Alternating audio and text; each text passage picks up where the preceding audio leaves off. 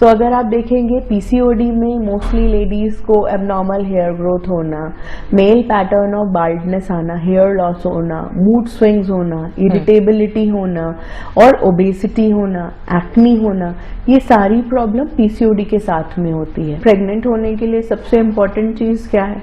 ओवा जी। और वो तो आया ही नहीं ना, वो बर्स्ट आउट हुआ ही नहीं, तो how the lady will get pregnant, right? तो that is the most major cause of infertility nowadays। Abnormal dietary habits यानी कि पैक्ड फूड, प्रोसेस्ड फूड जिसमें कि कुछ सर्टेन केमिकल्स होते हैं, वो इन दोनों हार्मोन्स के साथ में इंटरैक्ट करते हैं। उसके अलावा अगर हम बात करें स्ट्रेस फैक्टर, जो कि बहुत बड़ा फैक्टर है, तो वो फीमेल्स की बॉडी में एंड्रोजन्स और एड्रेनालिन जैसे हार्मोन्स रिलीज कराता है, जो कि स्ट्रेस कॉम्बैट फैक्टर्स होते हैं।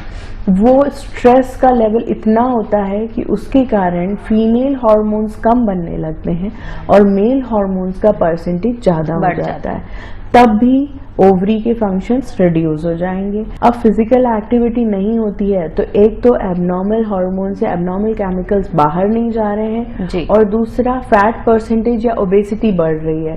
जब ओबेसिटी बढ़ती है तो जो फैट होता है उसमें भी कुछ ऐसे चेंजेस होते हैं जो कि हमारी बॉडी में टेस्टोस्टेरोन का लेवल इंक्रीज कर देते हैं।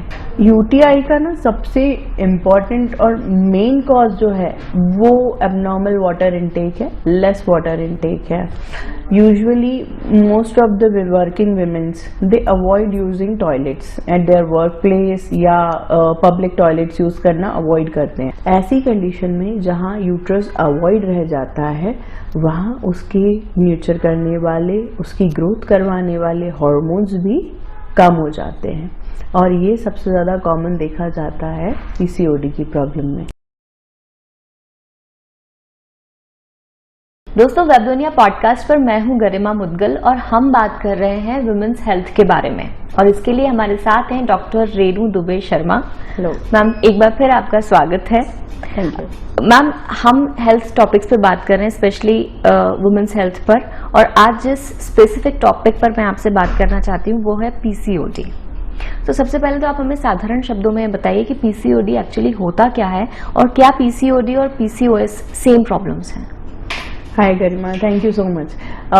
पीसीओडी की बात करें तो इसके नाम को ही अगर हम देखें, PCOD polycystic ovarian disease. Okay. Poly यानी बहुत सारी, सिस्ट यानी सिस्ट, ओवरी में होने वाली डिसीज। सिस्ट क्या होती है अगर हम बात करें? सिस्ट एक तरह के छोटे छोटे से पाउचेस या पैकेट्स होते हैं। ओवरी में किस चीज के पैकेट्स बनेंगे? ओवा के, है ना? तो ओवरी में नॉर्मल फंक्शन अगर हम बात करें तो हर मंथ एक ओवा रप्चर होता है और यूट्रस में आता है।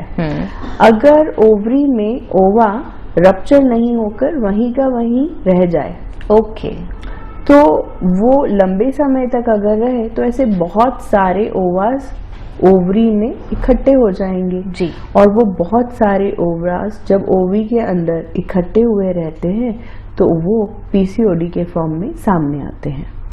अब अगर हम बात करें पीसीओडी और पीसीओएस, तो जैसे मैंने पीसीओडी का फुल फॉर्म बताया था, पॉलीसिस्टिक ओवेरियन डिसीज, वैसे ही पीसीओएस का मतलब होता है सिंड्रोम। डिसीज और सिंड्रोम, डिसीज ट्रीटेबल है, syndrome is treatable with long term medication या continuous medication. Disease short term treatment मांगता है, सिंड्रोम का प्रॉपर एक पूरा वर्कअप होता है, ट्रीटमेंट होता है और उसके बाद उसका कंटिन्यूअस फॉलोअप होता है ना? डिसीज थोड़े समय में वापस अगर किसी कारण से होती है, अगर वो फैक्टर या वो पैथोजन आप हटा दोगे तो डिसीज अपने आप खत्म हो जाएगी जी। सिंड्रोम 2-3 चीजों को मिक्स करके कहा जाता है। पीसीओडी जो होता है वो abnormal lifestyle, sudden hormonal changes, stress factor, physical activities, इन सारी चीज़ों को मिला के पीसीओडी होता है। सिंड्रोम में अगर पीसीओडी के साथ में कोई हार्मोनल सिंड्रोम जैसे कि डायबिटीज़ या फिर थायराइड की कोई प्रॉब्लम हो, हाइपोथायरॉयडिज्म जिसको कहते हैं, अगर ये कुछ हो तो वो पीसीओएस के फॉर्म में होता है। अगर किसी लेडी को पीसीओडी के साथ में डायबिटीज़ है तो anti diabetic medication through out the life होगा। ओके। अगर हाइपोथायरॉयडिज्म है यानी थायराइड की कमी है तो वो थायराइड का treatment throughout the life होगा। So yes, both of them are different और उनका ट्रीटमेंट और सब कुछ डिफरेंट है। जी मैम, किस पर्टिकुलर एज ग्रुप में सबसे ज़्यादा ये प्रॉब्लम या ये डिसीज़ देखने में आती है? रीसेंट ट्रेंड्स में ना अभी लास्ट 10-15 ईयर्स में बहुत ही यंग गर्ल्स में ये प्रॉब्लम हमको देखने में आ रही है, जहाँ पर कि टीनेज जैसे ही मिनार्की स्टार्ट होती है, मेंसेस स्टार्ट होते हैं, तब से ये प्रॉब्लम कंटिन्यूस होती है। और यूजुअली 25 to 30 ईयर के एज ग्रुप से, मतलब 15 to 25 to 30 ईयर के एज ग्रुप में ये प्रॉब्लम सबसे ज़्यादा भी देखने को मिल रही है। जी मैम, ट्रीटमेंट के बाद भी कई बार देखते हैं पीसीओडी की प्रॉब्लम रीअकर होती है, ये बार बार होती है, इसकी क्या वजह होती है? जैसा कि मैंने बताया, पीसीओडी जो है वो बहुत सारे फैक्टर्स के कारण इवॉल्व होता है। अब वो फैक्टर्स क्या होते हैं, तो उसके लिए हमको ना थोड़ा सा ओवरी का फंक्शन समझना पड़ेगा। ओवरी जो है वो हमारी बॉडी में हॉर्मोन्स एक्सक्रीट करने के लिए रिस्पॉन्सिबल है जी। और साथ ही साथ ओव्यूलेशन के लिए यानी ओवा फॉर्मेशन के लिए रिस्पॉन्सिबल है। हॉर्मोन्स जो हमारी बॉडी में सीक्रेट होते हैं वो मेनली दो तरह के होते हैं, ईस्ट्रोजन और प्रोजेस्टेरॉन। ईस्ट्रोजन हार्मोन जो होता है वो यूट्रस की इंटरनल लेयर या यूट्रस का एनवायरनमेंट क्रिएट करता है कि अगर प्रेगनेंसी हुई तो वो उसको सपोर्ट कर सके, और प्रोजेस्टेरॉन जो रहता है वो प्रेगनेंसी को आगे कंटिन्यू करवा सके, इसके लिए रिस्पॉन्सिबल होता है। और ये दोनों हार्मोन्स ओवरी से ही सीक्रेट हो रहे हैं जी। लेकिन एबनॉर्मल डाइटरी हैबिट्स यानी कि पैक्ड फूड, प्रोसेस्ड फूड जिसमें कि कुछ सर्टेन केमिकल्स होते हैं, वो इन दोनों हार्मोन्स के साथ में इंटरैक्ट करते हैं। उसके अलावा अगर हम बात करें स्ट्रेस फैक्टर, जो कि बहुत बड़ा फैक्टर है, तो वो फीमेल्स की बॉडी में एंड्रोजन्स और एड्रेनालिन जैसे हार्मोन्स रिलीज कराता है, जो कि स्ट्रेस कॉम्बैट फैक्टर्स होते हैं। वो स्ट्रेस का लेवल इतना होता है कि उसके कारण फीमेल हार्मोन्स कम बनने लगते हैं और मेल हार्मोन्स का परसेंटेज ज़्यादा हो जाता है, तब भी ओवरी के फंक्शंस रिड्यूस हो जाएंगे। एंड थर्ड एंड सबसे मोस्ट इम्पॉर्टेंट थिंग है वो है फिजिकल एक्टिविटी, जो कि रिस्पॉन्सिबल होती है फर्स्ट तो जो बैड हार्मोन्स या एबनॉर्मल हार्मोन्स जो हैं उनको, या एबनॉर्मल केमिकल्स जो हम प्रोसेस्ड फूड के थ्रू खा रहे हैं उनको रिलीज कराने के लिए, और दूसरा बॉडी का नॉर्मल फंक्शनिंग कराने के लिए। अब फिजिकल एक्टिविटी नहीं होती है तो एक तो एबनॉर्मल हार्मोन्स या एबनॉर्मल केमिकल्स बाहर नहीं जा रहे हैं जी। और दूसरा फैट परसेंटेज या ओबेसिटी बढ़ रही है। जब ओबेसिटी बढ़ती है तो जो फैट होता है उसमें भी कुछ ऐसे चेंजेस होते हैं जो कि हमारी बॉडी में टेस्टोस्टेरॉन का लेवल इंक्रीज कर देते हैं जी। सो अगर आप देखेंगे पीसीओडी में मोस्टली लेडीज को एबनॉर्मल हेयर ग्रोथ होना, मेल पैटर्न ऑफ बाल्डनेस आना, हेयर लॉस होना, मूड स्विंग्स होना, इरिटेबिलिटी होना और ओबेसिटी होना, एक्ने होना, ये सारी प्रॉब्लम पीसीओडी के साथ में होती है। ऑलराइट, इसी रीजन से। मैम, जैसा कि आपने पीसीओडी के बारे में बताया, तो क्या ये रिप्रोडक्टिव हेल्थ पर भी कोई असर डालता है या प्रेगनेंसी में समस्या आ सकती है इसकी वजह से? बिल्कुल, पीसीओडी जैसे मैंने बताया कि ओवा बन तो रहा है लेकिन बर्स्ट आउट नहीं हो रहा है। ओके। अब जब ओवा बर्स्ट नहीं होगा तो वो यूट्रस में आएगा ही नहीं। अब यूट्रस में अगर ओवा ही नहीं है तो प्रेगनेंसी नहीं होगी। मतलब पीरियड्स भी डिस्टर्ब होते हैं? पीरियड्स तो डिस्टर्ब होंगे ही, हार्मोन भी इम्बैलेंस होंगे, लेकिन प्रेग्नेंट होने के लिए सबसे इम्पोर्टेंट चीज क्या है? ओवा जी। और वो तो आया ही नहीं ना, वो बर्स्ट आउट हुआ ही नहीं, तो how the lady will get pregnant? Right. तो that is the most major cause of infertility nowadays. Alright. एक बहुत ही कॉमन इन्फेक्शन जो है यूटीआई, जो आजकल फीमेल्स में बहुत ज़्यादा देखने को मिलता है, इसका क्या कारण हो सकता है? यूटीआई का ना सबसे इम्पॉर्टेंट और मेन कॉज जो है वो एबनॉर्मल वाटर इनटेक है, लेस वाटर इनटेक है। Usually most of the working women's they avoid using toilets eight their work place या पब्लिक टॉयलेट्स यूज करना अवॉइड करते हैं। मैं आपसे एग्जैक्टली ये पूछना चाह रही थी कि कई सारी फीमेल्स पब्लिक टॉयलेट को यूज करना अनसेफ समझती हैं, उनको लगता है उस पर सीटिंग या उस पर बैठकर उन्हें इन्फेक्शन जल्दी होगा, प्रोन है वो इसके लिए।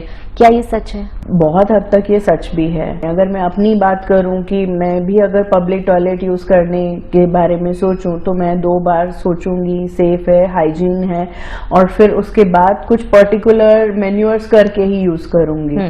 तो बट उसके कारण मैं अपने आप को डिहाइड्रेट नहीं रखूंगी, है ना। तो पानी बराबर पिए। एक नॉर्मल एडल्ट लेडी को 2 से 2.5 लीटर वाटर इनटेक डेली करना चाहिए। अगर पब्लिक टॉयलेट यूज करना है और आप समझ रहे हैं कि वो हाइजीनिक नहीं है तो आप बहुत सारे आजकल मार्केट में एंटीसेप्टिक स्प्रेज आ गए हैं, जो आप सीट टॉयलेट स्प्रेज होते हैं वो अवेलेबल है, या फिर आप सीट के ऊपर टॉयलेट पेपर से कवर करके कर सकते हैं, या बेस्ट है आप इंडियन टॉयलेट्स यूज करो जहां पर कि आपको सीट से डायरेक्ट कांटेक्ट में आने की जरूरत नहीं है। मैम एक और जिज्ञासा रहती है कि क्या स्ट्रेस का भी सीधा संबंध इस तरह की समस्याओं से, पीसीओएस या पीसीओडी से हो सकता है? बिल्कुल, बहुत बड़ा इसका डायरेक्ट रिलेशन है। इसका ना मैं एक छोटी सी कहानी आपको बता के एक्सप्लेन करूंगी। अगर बात करें सोल्जर्स की, वो बॉर्डर पर हैं और बिल्कुल लड़ाई के लिए तैयार हैं और फायरिंग चल रही है, तो क्या उस समय जब बॉर्डर पे खड़ा हुआ सोल्जर, क्या उस समय कुछ और चीज के बारे में सोचेगा रादर देन फाइट? बिल्कुल नहीं ना। वो उस टाइम ना उसे भूख लगेगी, ना उसे प्यास लगेगी, ना उसे वॉशरूम जाना रहेगा, ना उसे दुनिया का कोई काम याद आएगा। उसी ही तरह की situation normal daily routine life में भी होती है। स्ट्रेस कौन किस तरह से और कितने परसेंटेज में ले पाता है, ये हर पर्सन का डिपेंड अलग अलग होता है। कुछ लोग बहुत हाई स्ट्रेस को भी मेंटेन कर लेते हैं और अपना कूल एंड काम रखते हैं, और कुछ लोग थोड़ी सी भी स्ट्रेसफुल सिचुएशन में बहुत ज़्यादा पैनिकी हो जाते हैं, है ना। लेकिन इसका सीधा सीधा अफेक्ट उनकी बॉडी पे ऐसे पड़ता है कि जब आप स्ट्रेस प्रॉपर ले नहीं पाते, उस टाइम पे बॉडी उस स्ट्रेस को झेलने के लिए, उससे कॉम्बैट करने के लिए आपकी बॉडी में कुछ ऐसे हार्मोन्स सीक्रेट करती है जिससे कि आप उस स्ट्रेस को पूरी तरह से झेल पाओ, उस कंडीशन से बाहर आ पाओ। और उस कंडीशन को बाहर आने के लिए क्या उस समय अगर कोई सोल्जर ये सोचेगा कि मुझे प्रेगनेंसी के बारे में सोचना है या पीरियड्स आ रहे हैं, तो वो एक अनवांटेड सिचुएशन है। उसी तरह से बॉडी में यूट्रस का काम क्या है? रिप्रोडक्शन, बिल्कुल, कंसीव करना, जी, है ना। लेकिन जब स्ट्रेसफुल कंडीशन है तो एक अलग ही साइकोलॉजी चलती है इंटरनल, जिसमें ये होता है कि बॉडी को उस पर्टिकुलर स्ट्रेसफुल सिचुएशन को हैंडल करना है। तो वो उन ऑर्गन्स को ज्यादा ब्लड सप्लाई करेगी, उन ऑर्गन्स को ज्यादा न्यूट्र और नरिश करेगी, जो कि उस स्ट्रेसफुल कंडीशन से लड़ने में हेल्प करेंगे, बिल्कुल, और यूट्रस को अवॉइड करेंगे। ऐसी कंडीशन में जहाँ यूट्रस अवॉइड रह जाता है, वहाँ उसके न्यूट्र करने वाले, उसकी ग्रोथ करवाने वाले हार्मोन्स भी कम हो जाते हैं, और ये सबसे ज़्यादा कॉमन देखा जाता है पीसीओडी की प्रॉब्लम में। तो 15 ईयर से लेकर 30 ईयर का जो एज ग्रुप मैंने आपको बताया, आज के टाइम में सबसे ज्यादा स्ट्रेस जो एज ग्रुप झेल रहा है वो यही एज है, जी हाँ, जहाँ पर कि उनको अपना सर्वाइवल, अपना एजुकेशन, करियर, सब कुछ, फैमिली, जी, रिलेशंस, तो वो सारी चीजें जब ये सारे लोग इस टाइम पर स्ट्रेस में झेलते हैं, तो एक चीज जो पीछे रह जाती है वो उनकी रिप्रोडक्टिव हेल्थ होती है। डॉक्टर रेनू, एक बार फिर आपको थैंक यू कहना चाहूंगी हमारे सवालों के इतने सुलझे जवाब देने के लिए। बहुत शुक्रिया। Thank you so much.